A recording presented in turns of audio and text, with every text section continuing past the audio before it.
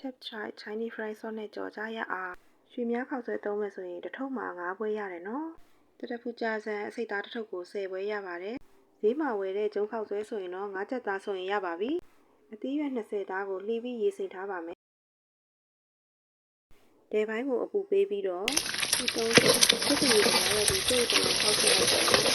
သားထည့်လို့ဆိုရင်3ချက်သားထည့်ပြီးတော့ကျုပ်ဥကိုတက်အောင်ပေးပါရေစီးထားတဲ့အသီးရွက်တွေကိုထည့်လိုက်လို့ရပါပြီနော်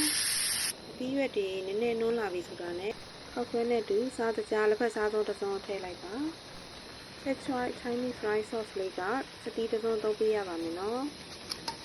အသီးရွက်မှာထွက်လာတဲ့အရည်နဲ့အတူတူခောက်ဆွဲတွေကြာကန်နေနူးအောင်တော်လို့ရပါတယ်ရေထက်ထည့်ပြန်မလိုပါဘူးရှင်